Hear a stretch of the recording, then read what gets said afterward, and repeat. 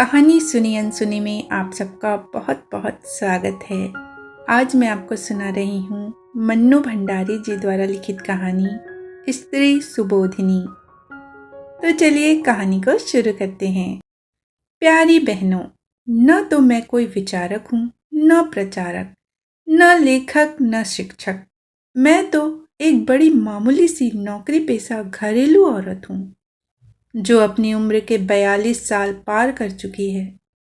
लेकिन उस उम्र तक आते आते जिन स्थितियों से मैं गुजरी हूँ, जैसा अहम अनुभव मैंने पाया, चाहती हूँ बिना किसी लाग लपेट के उसे आपके सामने रखूँ और आपको बहुत सारे खतरों से आगाह कर दूँ।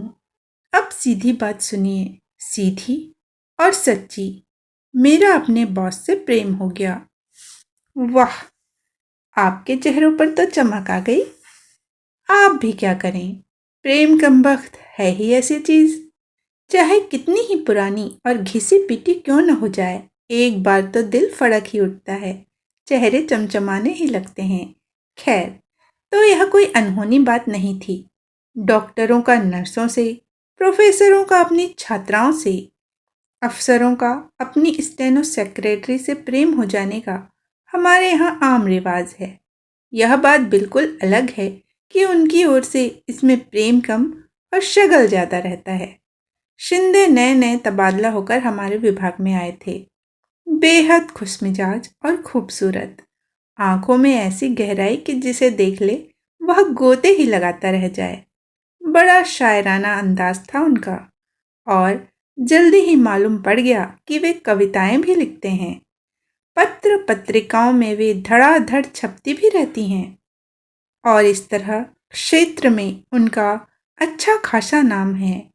आयकर विभाग की अफसरी और कविताएं, है ना कुछ बेमेल सी बात, पर यह उनके जीवन की हकीकत थी। मैं स्थितियों और उम्र के उस दौर से गुजर रही थी जब लड़कियों में प्रेम के लिए विशेष प्रकार का लपलप भाव रहता है। बूढ़ी माँ तीनों छोटे भाई बहनों को लेकर गांव में रहती थी और मैं इस महानगरी में कामकाजी महिलाओं के एक हॉस्टल में। न घर का कोई अंकुश था और न इस बात की संभावना कि कहीं मेरा ठौर ठिकाना लगा देंगे। आखिर मैंने अपनी नाक और आंखों को कुछ अधिक सजग और तेज कर लिया। बस ऐसा करते ही मुझे हर नौजवान की नज़रों में अपने लिए विशेष संकेत दिखने लगे और उनकी बातों में विशेष अर्थ और आमंत्रण की गंध आने लगी। तभी भिड़ गया शिंदे। उसके तो संकेत भी बहुत साफ थे, निमंत्रण भी बहुत खुला। लगा किस्मत ने 56 पकवानों से भरी थाली मुझ भुक्कड़ के आगे परोस कर रख दी है। सो मैंने न उसका आगा पीछा जानने की कोशिश की और न अपना आगा पीछा सोचने की। बस आंख मूंदी और प्रेम की डगर पर चल पड़ी। हर प्रेम की शुरुआत करीब करीब एक सी होती है। प्रेमियों को वे सारी बातें चाहे जितनी रोमांचकारी और गुदगुदाने वाली लगें, देखने सुनने वालों को बड़ी उबाऊ और सपाट लगने लगती हैं। शामें हमारी किसी रेस्तरां के नीम अंधेरे कोने में बीतती तो कभी बाग के झुरमुट के बीच, कभी हम आपस में उंगलियां उलझाए रहते तो कभी वह मेरी लटों से खिलवाड़ करता रहता। एक बार उसने कविता में मेरे बालों की उपमा बदली से दे दी। बस फिर क्या था, मैं जब तक गोदी में रखे उसके सिर पर झुककर बदली छितरा देती और वह उचककर, यह क्या, आपकी आंखों में तो अविश्वास उभर आया। मैं समझ गई, एक सीनियर अधिकारी और ऐसी छिछोरी फिल्मी हरकतें। पर सच मानिए, अब भी मैं दावे के साथ कह सकती हूँ कि यहाँ के हर पुरुष के भीतर एक ऐसा ही फिल्मी हीरो आसन मारे बैठा रहता है और जब तक वह पूरी तरह तृप्त न हो जाए मरता नहीं। उम्र के किसी भी दौर पर, उस समय चाहे वह 6 बच्चों का बाप ही क्यों न हो, जरा सा मौका मिलते ही भड़बड़ा कर जाग उठता है और पूरी तरह अपनी गिरफ्त में जकड़ लेता है। फिर तो बड़ी बड़ी तोपें ऐसी बचकाना और बेवकूफ़ाना हरकतें करती हैं कि बस तौबा। न कोई शर्म, न उम्र का लिहाज। आजकल की लड़कियों ने उस राज को अच्छी तरह समझ लिया है, पर मैं तो उन बहनों को सावधान करना चाहती हूँ जो शादी के पहले ही से उस हीरो के चंगुल में आकर अपने को चौपट कर लेती हैं। हाँ, तो मैं पूरी तरह शिंदेमई हो गई। पर तभी एक भयंकर झटका लगा, बल्कि कहूँ कि जो लगा उसके लिए झटका शब्द हल्का ही है। मालूम पड़ा कि शिंदे की एक अदद बीवी है, जो पहली बार पुत्रवती बनकर 5 महीने बाद अपने मैके से लौटी है। यानी एक अदद बीवी और एक अदद बच्चा। मुझे तो सारी दुनिया ही लड़खड़ाती नजर आने लगी। लगा कि मैं बहुत बड़ा धोखा खा गई हूँ। मेरे भीतर गुस्सा बुरी तरह बलबलाने लगा। बीवी बच्चे के रहते मेरी ओर प्रेम का हाथ बढ़ाने का मतलब? मैंने जब भी उससे घर और घरवालों के बारे में पूछा, वह 3-4 शेर दोहरा दिया करता था, जिसका शाब्दिक अर्थ होता था, मेरा ना कोई घर है, न दर, न कोई अपना न पराया। इस जमीन और आसमान के बीच मैं अकेला हूँ, बिल्कुल अकेला। पर मेरे लिए इन शेरों का सीधा साधा अर्थ था हरी झंडी, यानी कि लाइन क्लियर। सो मैं सपाटे से चल पड़ी, बल्कि चलने में थोड़ा फुर्ती भी की। आप तो जानती ही होंगी कि इस उम्र तक शादी न होने पर लड़कियों में एक खास तरह की हड़बड़ाहट आ जाती है। चाहती हैं जैसे भी हो जल्दी से जल्दी प्रेमी को पूरी तरह कब्जे में करके अपनी टेंट में खोस लें। मैं भी इसी नेक इरादे से लपक रही थी कि बीच में ही औंधे मुंह गिरी। पर गिरने नहीं दिया शिंदे ने, हाथों हाथ झेल लिया। उसने बिना किसी बात को मौका दिए मुझे बाहों में भर लिया और धुआंधार रोने लगा। पिता के दबाव में आकर की हुई शादी मेरे जीवन की सबसे बड़ी ट्रेजेडी बन गई। बीवी के रहते भी मैं कितना अकेला हूँ। 2 अजनबियों की तरह एक छत के नीचे रहने की यातना। ऐसी ऐसी बातों का न जाने कितने टुकड़ों आंसुओं से भीग भीग कर टपक रहे थे।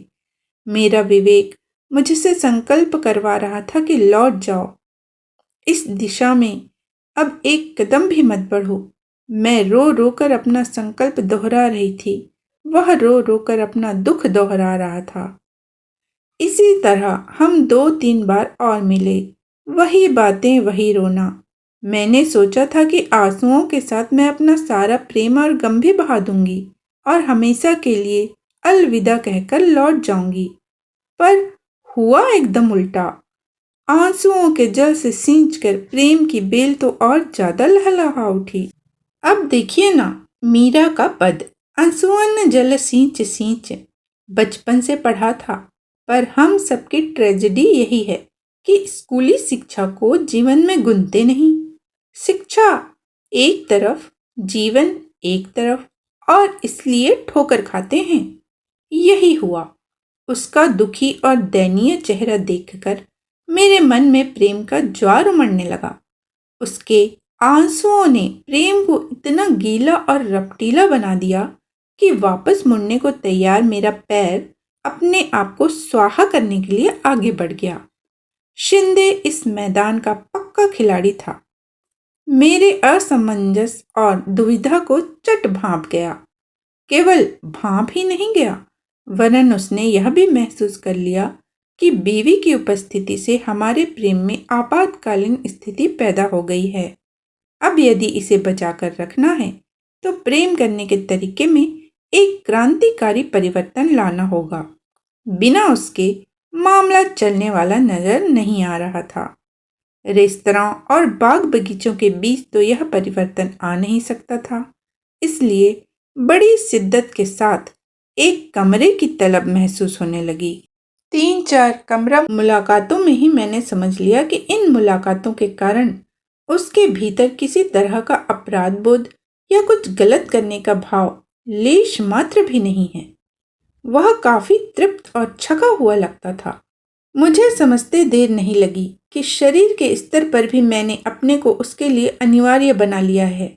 मुझे पक्का विश्वास हो गया कि मेरा यह समर्पण तुरूप के इक्के की तरह कारगर सिद्ध होगा और बाजी मेरे हाथ।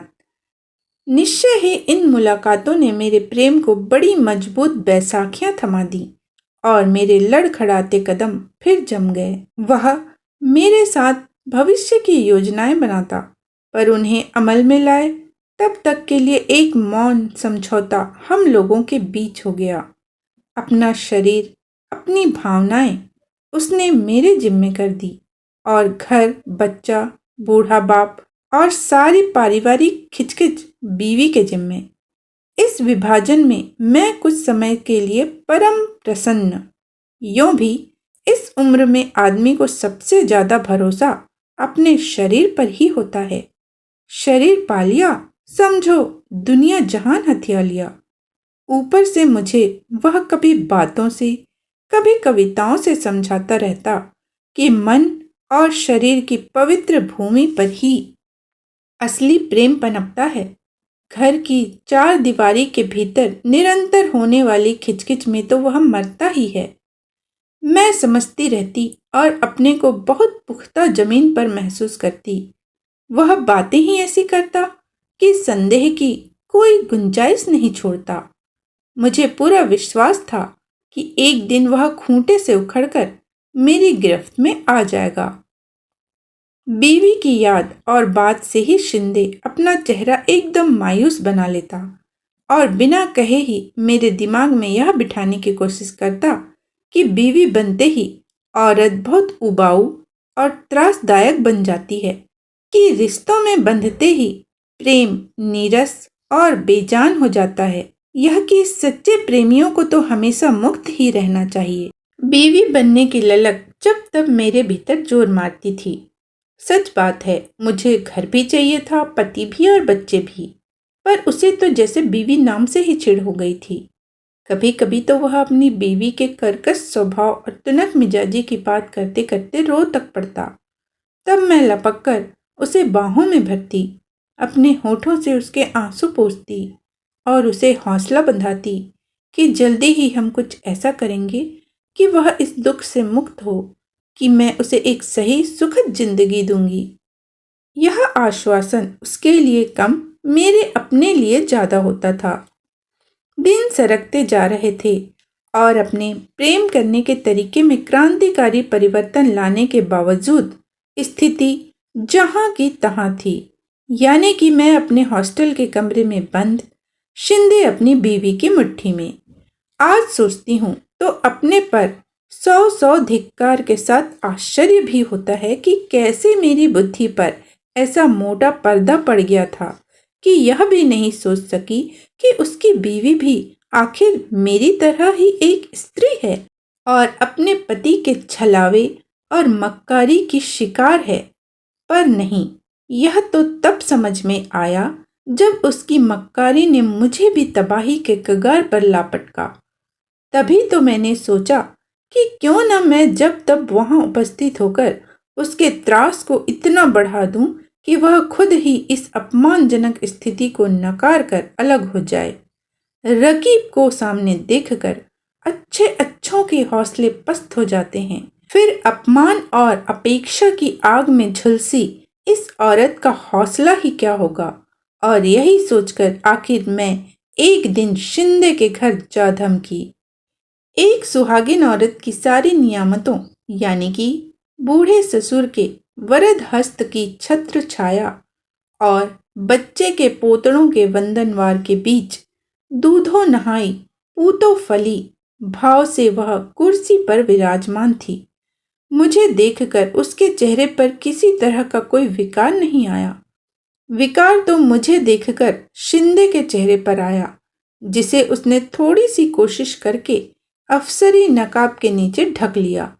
दफ्तरी भाषा में दफ्तरी बातें करके उसने मुझे चलता किया, पर बाहर निकलते समय हाथ दबाकर लाड़ में लिपटी हल्की सी फटकार के साथ शाम को कमरे पर आने का निमंत्रण भी दे दिया।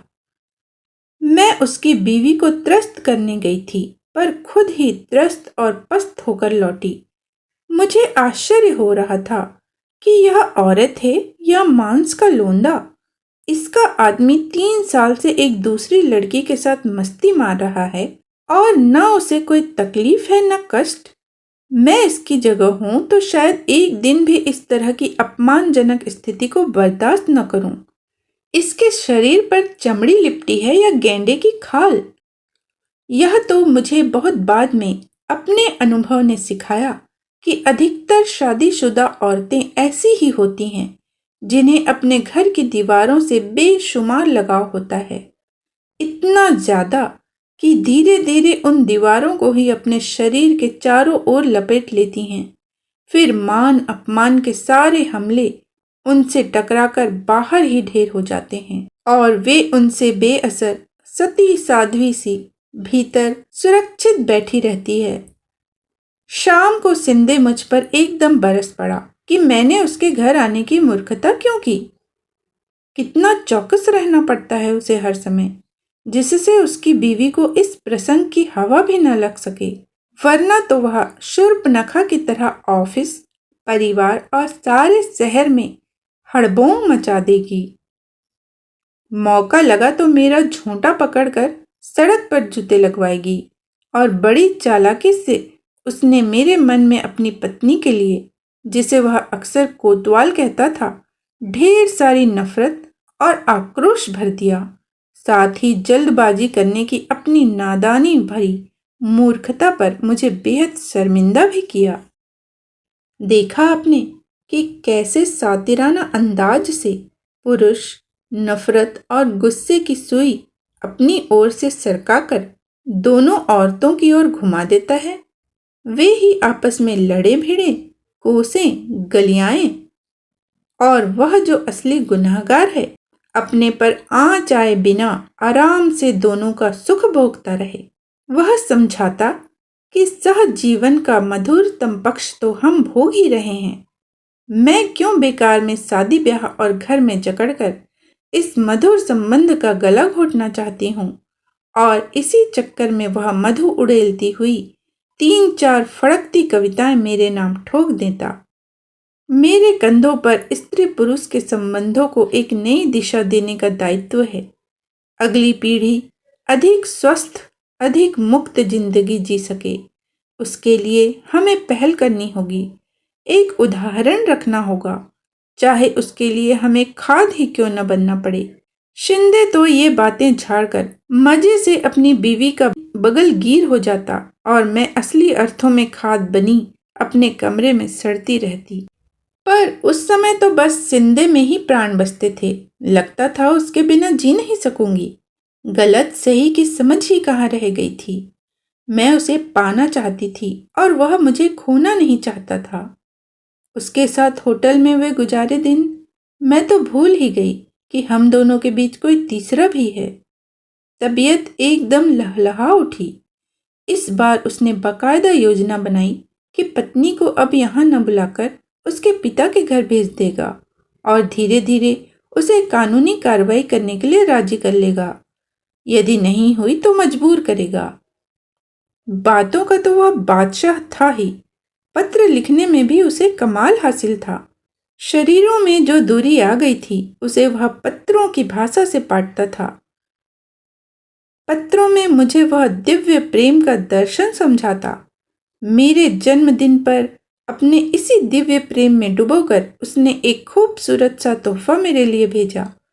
कभी वह चांदनी रात के गीत लिखकर भेजता, तो कभी साथ बिताए मधुर क्षणों की यादों को ताजा करने वाली कविताएं। उसने आंखों में सचमुच के आंसू भरकर कहा कि मैं ही शिंदे की प्राण हूँ, शिंदे की प्रेरणा हूँ। घर परिवार के अतिरिक्त शिंदे का जो कुछ भी है, और वही तो असली शिंदे है, वह उसने मुझे पूरी तरह सौंप रखा है। और तुरंत उसने अपनी बात का प्रमाण पेश कर दिया। मुझे समर्पित किया हुआ अपना नया कविता संग्रह हाथ से लिखा हुआ था। प्राण को उसकी प्रेरणा और प्राण बनने का हश्र यह हुआ कि वह तो दिन दुना रात चौगुना फलता फूलता रहा। धन, यश, सफलता, मान सम्मान सभी का मालिक, और मैं भीतर ही भीतर झुलस कर काठ का कुंदा हो गई थी। सब ओर से मरी, मुरझाई, टूटी और पस्त। मैं समझ गई कि मैं बुरी तरह ठगी गई हूँ। धीरे धीरे उम्र की बढ़ोतरी और ऑफिस और दुनियादारी की निरंतर बढ़ती जिम्मेदारियों के बीच शिंदे की रोमानी जरूरत घटती चली गई। परिणाम यह हुआ कि हमारे बीच चलने वाले पत्रों की संख्या कम और मजमून मौसम के सर्द गर्म होने पर आकर टिक गया। 8 साल तक चलने वाला प्रेम प्रसंग महज एक खिलवाड़ था, जिसकी बाजी बड़ी होशियारी से शिंदे ने बांटी। भ्रम जाल के कटते ही नजर साफ हुई तो बाजी में बटे हुए पत्तों का यह नशा रह रह कर मेरी आंखों में उभरने लगा। तुरुप का इक्का यानी घर उसके पास, तुरुप का बादशाह यानी बच्चा उसके पास, तुरुप की बेगम यानी बीवी और प्रेम करने के लिए प्रेमिका उसके पास, तुरुप का गुलाम यानी नौकर चाकर गाड़ी बंगला उसके पास। लब्बो लुआब यह कि तुरुप के सारे पत्ते उसके पास और मुझे मिले उसके दिए हुए छके पंचे यानी टोटके की तरह पुड़िया में बंधे, दार्शनिक लफ्फाजी में लिपटे हवाई प्यार के चंद जुमले। इन टटपुंजिया पत्तों के सहारे मैं ज्यादा से ज्यादा इतना ही कर सकती थी कि जिंदगी भर उसकी पूंछ पकड़े रहती और उसे ही अपनी उपलब्धि समझ समझ कर संतोष करती। मन बहुत घबराता तो उसी पूंछ से हवा करके उसके साथ बिताए मधुर क्षणों पर जमी समय की धूल उड़ाकर कुछ समय के लिए अपना खालीपन भर लेती। निहायत हवाई बातें पल्ले से बांधे बांधे मैंने अपनी जिंदगी को बर्बादी के कगार पर लापटका था। अब चाहती हूँ ठेठ दुनियादारी की बातें अपनी हजार हजार मासूम किशोरी बहनों के पल्ले बांध दूं, जिससे वह मेरी तरह भटकने से बच जाएं। इस देश में प्रेम के बीज मन और शरीर की पवित्र भूमि में नहीं, ठेठ घर परिवार की उपजाऊ भूमि से ही फलते फूलते हैं। भूल कर भी शादीशुदा आदमी के प्रेम में मत पड़िए। दिव्य और महान प्रेम की खातिर बीवी बच्चों को दांव पर लगाने वाले प्रेम वीरों की यहाँ पैदावार नहीं होती है। दो नाव पर पैर रखकर चलने वाले शूरवीर जरूर सरेआम मिल जाएंगे। हाँ, शादीशुदा औरतें चाहें तो भले ही शादीशुदा आदमी से प्रेम कर लें। जब तक चाहा प्रेम किया, मन भर गया तो लौट कर अपने खूंटे पर। न कोई डर न घोटाला, जब प्रेम में लगा हो शादी का ताला।